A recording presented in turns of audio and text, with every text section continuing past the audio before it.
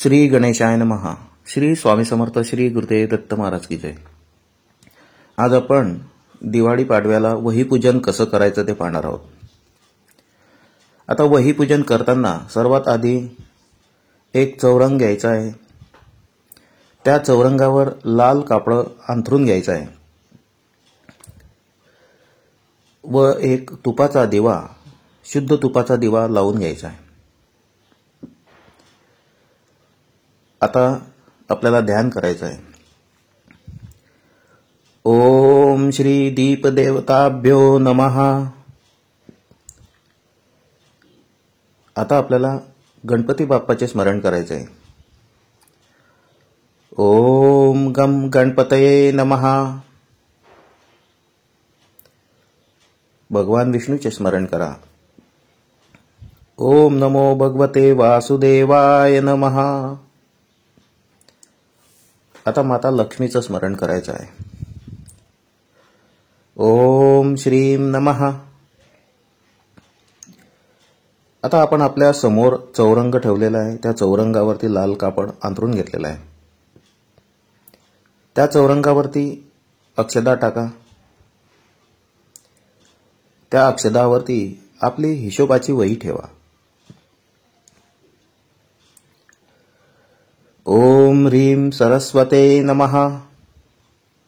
आता आपल्याला सरस्वती मातेचे नमन करायचे आहे. या कुंदे तुषारहार धवला, या शुभ्रवस्त्रावृत्ता, या वीणावरदंड मंडित करा, या श्वेत पद्मासना, या ब्रह्मच्युत शंकर प्रभुतिर्भिर्दैव सदा वंदिता, सा मा पातु सरस्वती भगवती निशेष दाड्या पहा. हा मंत्र म्हणून घ्यायचा आहे. सरस्वती महाभागे रक्षार्थ मम सर्वदा, अवाहम देवी सर्व कामार्थ सिद्धये. सरस्वती मातेचे ध्यान करावे व वहीवरती हळद कुंकू अक्षदा फूल व्हावे व मंत्र म्हणावा. ओम श्री पुस्तकरूपिणी देव्यै नमः. ध्यानवाहन पूर्वक सफल पूजार्थ गंधाक्षता पुष्पम समर्पयामि. हरिद्राम कुंकुम समर्पयामि.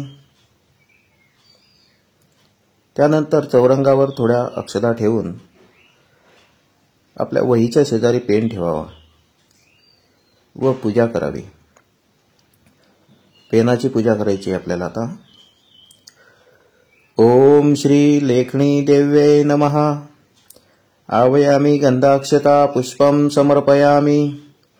हरिद्राम कुंकुम समर्पयामि.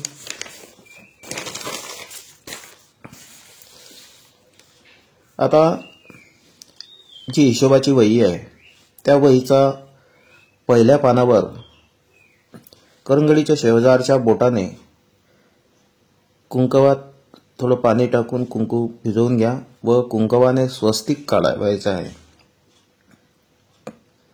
आता त्या ठिकाणी स्वस्तिक काढल्यानंतर आपल्या कुलदेवतेचं नाव घ्यायचं किंवा आपल्या आराध्य देवांचे नाव लिहावे.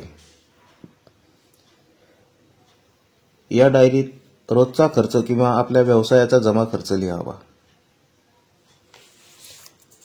अशा प्रकारे आज आपण दिवाळी पाडव्याला वही पूजन कसे करावे ते पाहिले.